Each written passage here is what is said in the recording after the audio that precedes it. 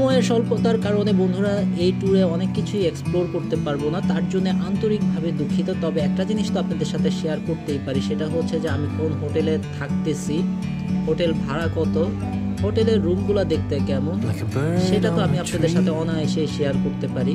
এক নজরে তাহলে দেখে নেওয়া যাক হোটেলের রুমগুলো কেমন। বন্ধুরা আমরা যে হোটেলটা বুক করেছিলাম এটা হচ্ছে হোটেল কক্স ভ্যালি, পিবিআই অফিসের ঠিক অপোজিটে সি2তে রুমটা বুক করেছিলাম। আসলে রুমটা না দেখেই তো বুক করেছি। তো তাদের কাছে যে ইনফরমেশনটা আমাদের দিয়েছে সেটা হচ্ছে যে একটা মাস্টার বেডের সাথে একটা বেবি বেড আছে, বাচ্চাদের জন্য একটা বেডরুম আছে এক্সট্রা। আর রুমটা ঠিক এরকম, একটা ছোট্ট একটা বেড, সাথে একটা 2 সিটার সোফা, টেবিল, আর হচ্ছে এখানে বাচ্চাদের বা বড় খাবারের জন্য যে জায়গাটা। আর মেন রুমটা ঠিক এরকম, একটা ছোট্ট একটা টেলিভিশন আছে, একটা ড্রেসিং টেবিল, আর বিছানাটা ঠিক এরকম। অনায়াসে দুইজন তিনজন থাকা যাবে, ডাবল বেড, সাথে একটা ছোট্ট একটা টেবিল আছে, 2 সাইডে 2টা, আর সাথে এসি আছে। আর এখানে একটা বেলকনি দেখা যাচ্ছে।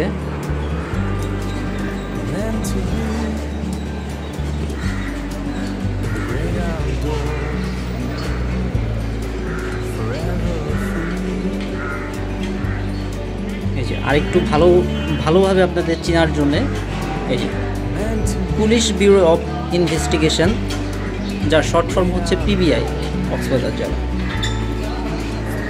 আসলে এখানে যে ম্যানেজার আছে, ম্যানেজারের সাথে পূর্বে পরিচিত থাকার কারণে রুমটার ভাড়া মেবি 3,500। তারা আমার কাছে 2,000 টাকা রেখেছে। আসলে আসার কথা ছিল আমার ওয়াইফের সাথে বাচ্চা, কিন্তু যে কোনো কারণে আমার ওয়াইফ আসতে পারে নাই, যার কারণে হচ্ছে আমি আর আমার ছোটো ভাই চলে আসছি কক্সবাজার। বন্ধুরা আমরা দুপুরের খাবারের পর্ব শেষ করার পরে এখন বেলা বাজে 3:30। আমাদের উদ্দেশ্য হচ্ছে প্রথম আমরা যাব মেরিন ড্রাইভ ধরে ইনানি বিচ থেকে রিটার্ন করার সময় প্রথম হিমছড়ি, তারপরে হচ্ছে দরিয়ানগর সি বিচে। এই জন্য যাবো, সেটা হচ্ছে যে ওখানে প্যারাসেলিং আমার ওঠার অনেক ইচ্ছা। যদি সময় পাই তাহলে অবশ্যই আমি প্যারাসেলিং করব এবং আপনাদেরও দেখাবো যদি সময় থাকে, এটা বলে দিবে সময়ে।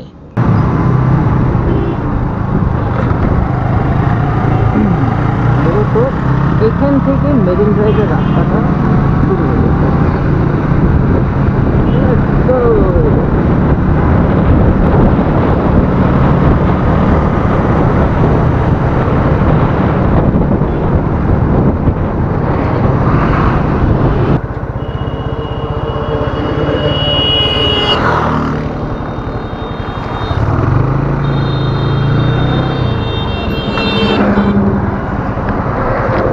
এটা তো ওঠার অনেক ইচ্ছা ছিল রুল ভাই, এটা তো ওঠার অনেক ইচ্ছা ছিল।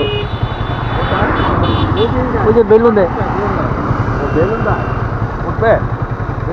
ঘুরে আসে না, ভিজতে হইব না, ঘুরে আসি তাহলে।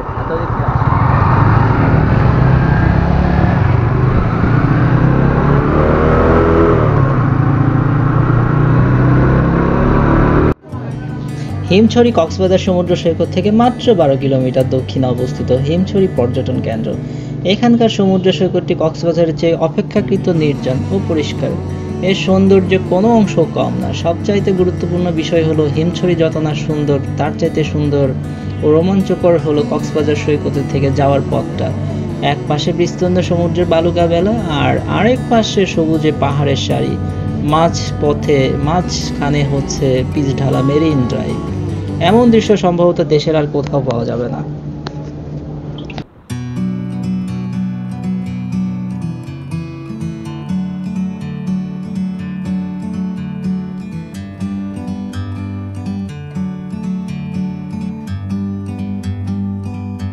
Like a bird on a tree,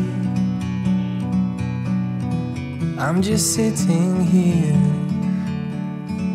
I got time, it's clear to see. From up here, the world seems small. We can sit together. It's so beautiful, you and me. We meant to be in the great outdoors.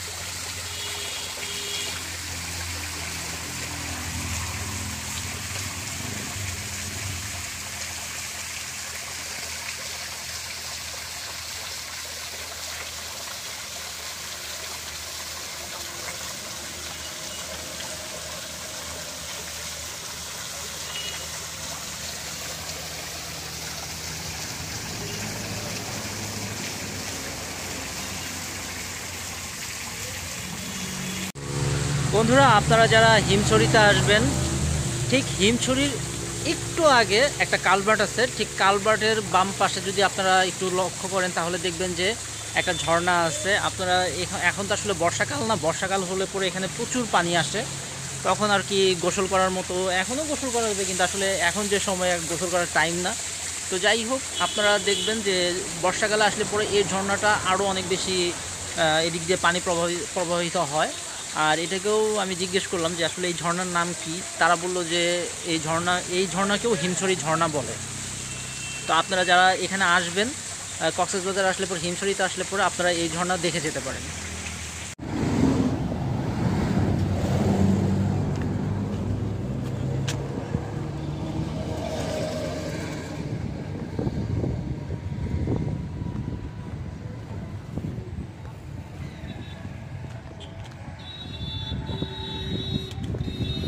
বন্ধুরা, এটা এখন নতুন আকর্ষণ হয়েছে, সেটা হচ্ছে fun feast.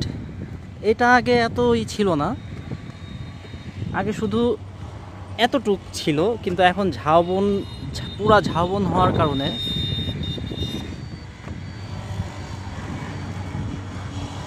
দেখানোর চেষ্টা করতেছি।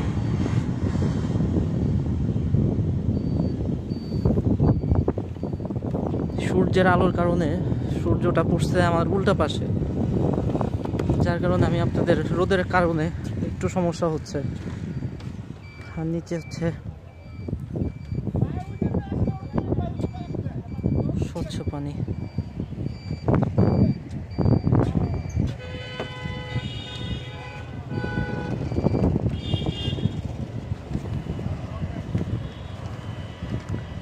আর বন্ধুরা, আপনারা যদি দেখতে পাচ্ছেন কি না, এখানে ছোট ছোট মাছ আছে।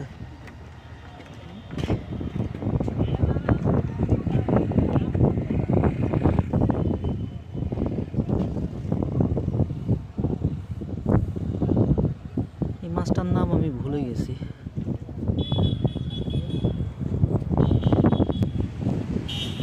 আমি আপনার পুরো ব্রিজটা ঘুরে দেখাই আপনাদের। আশা করি আপনাদের ভালো লাগবে।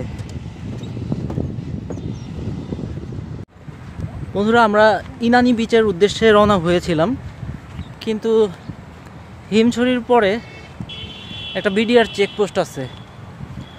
চেকপোস্টটা এত বড় যে আসলে আমাদের মনে হলো যে যেতে যেতে সন্ধ্যা হয়ে যেতে পারে।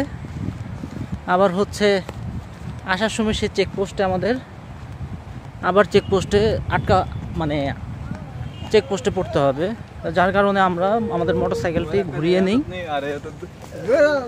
মোটরসাইকেল ঘুরিয়ে তো অন্যান্য যে স্পটগুলো আছে, তারপরও আমি আগামীকাল ভোরবেলা চেষ্টা করব আপনাদের লাল কাঁকড়া দেখানোর জন্যে, যদি সুযোগ হয়। আর যদি আমার শরীরের কন্ডিশন ভালো থাকে তাহলে আমি চেষ্টা করব। কারণ হচ্ছে সারা রাত্র জার্নি করে আজ সকালবেলা আমরা কক্সবাজার পৌঁছি হচ্ছে সকাল 9টার দিকে।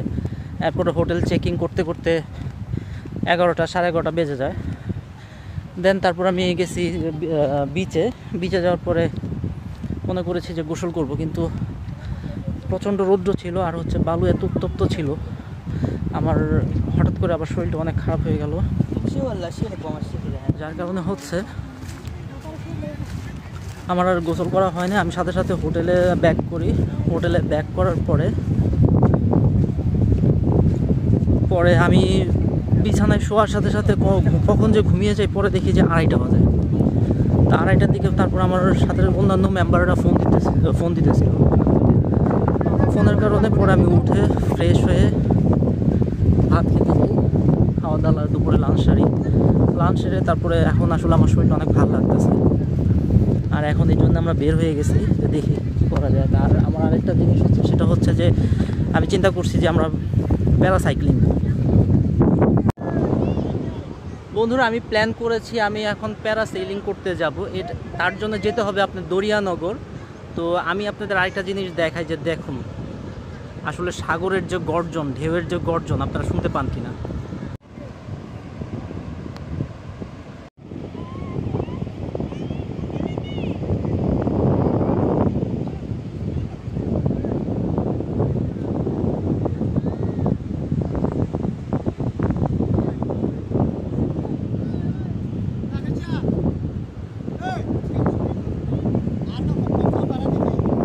সাগর পাড় থেকে যেমন পাহাড় অনেক সুন্দর দেখা যায়, ঠিক হিমছড়ি পাহাড় থেকেও সাগরটা এত সুন্দর দেখা যায়। এটা শুধু আসলে পরেই আপনি দেখে ফিল করতে পারবেন যে আসলেও এক সাইডে হচ্ছে সাগরের গর্জন আর অন্য সাইডে হচ্ছে আপনার পাহাড়।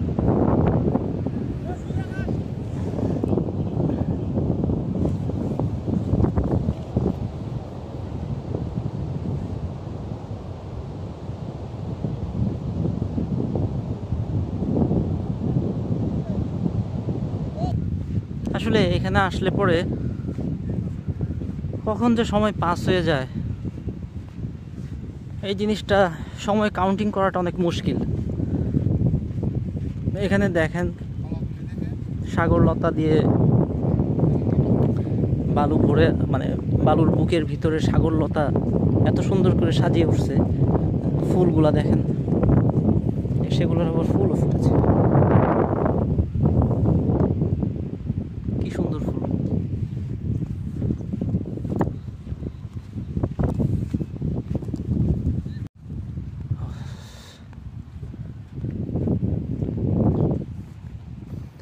ঝাউ গাছগুলো এখানেও অনেক লাগানো হয়েছে, আশা করি সামনের বছরগুলোতে এগুলো অনেক বড় হয়ে যাবে।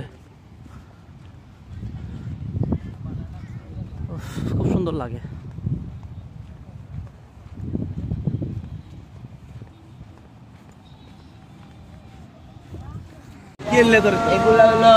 ভাইজান, আপনি যে এত কষ্ট করে কক্সবাজার আসলেন, আপনার কেমন লাগলো আপনি বলেন তো? খুব ভালো লাগতেছে ভাইয়া, অনেক ভালো লাগতেছে। হ্যাঁ, সারা রাত গাড়ি চালায় অনেক মজা লাগছে। হ্যাঁ, একটু জার্নি হলো, একটু দেখে ভালো লাগতেছে। যাক, আপনারা দেখলে অনেক উৎসাহ পাইলাম আমি ভাই। এরপর থেকে আমি রাতেই চলবো, মানে আপনার শরীরে যথেষ্ট এনার্জি আছে। হ্যাঁ, এক্সপার্ট ম্যান বোঝা গেছে। দেলোয়ার ভাই, আপনার কি অবস্থা? আলহামদুলিল্লাহ ভালো আছি ভাই, খুব আচ্ছা, একজন তো শহীদ হয়ে কষ্ট করে আইলো, নদীর পার আইছি, পানিতে ম্যাটার পাইছে যে কি রাতে কি হইছে। কষ্ট হয়েও থাকে, তবু নদীর পার আইছি, খুব ভালো লাগে। রুল ভাই, রবিন ভাই, লালচাঁদ ভাই, আপনার অনুভূতি কি? আপনারা যত রাতে কষ্ট করে বাইক চালায় আসলেন। কথা বলবো না ভাই, এবারকার সবকিছু সুন্দর, সবকিছু ভালো। এবারকার অনুভূতির কথা বড় ভাই বলবে, বড় ভাইয়ের উদ্যোগে সব। গতবার আমি বলছিলাম আমার অনুভূতি, আমার সব সময় ভালো লাগে ঘুরতে। ইনশাআল্লাহ আলহামদুলিল্লাহ ভালো। কিন্তু খবর পাইছি আপনি রাতে চলে যাইতেছেন, কারণ কি? মিথ্যা খবর, এটার ভুয়া খবর। আমি দুঃখ প্রকাশ করতে আছি। এটা ভুয়া খবর, ঠিক আছে? যারা দিতে তারা মিথ্যা কথা বলছে। আচ্ছা, তাহলে কি আমরা আশা করি সন্ধ্যা ছেড়ে চলে যাবে না। ছোট ভাইদের ফেলে বড় ভাই কখনোই চলে যেতে পারে না।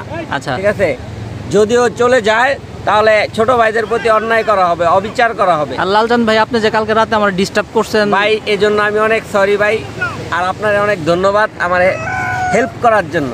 যাই হোক, লালচাঁদ ভাই আমার সরি বলছে, তাতেই আমি অনেক খুশি। আসলে ভাই ব্রাদার মানুষ, এটা জার্নি করতে গেলে এরকম হয়, এটা ব্যাপার না। এটাই হয়েছে গ্রুপ জার্নির মজা।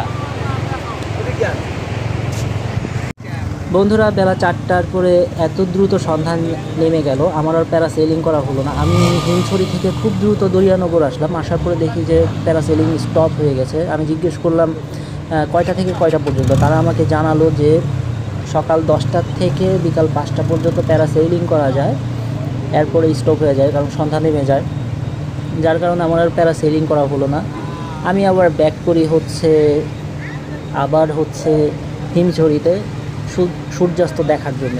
তো যাই হোক, এই সুযোগে আমরা আবার সূর্যাস্ত দেখলাম, আর আমাদের বাইক একটু সাগর পাড়ে নামিয়ে দিলাম, নামিয়ে আর কি সময়টাকে একটু উপভোগ করলাম সবাই মিলে।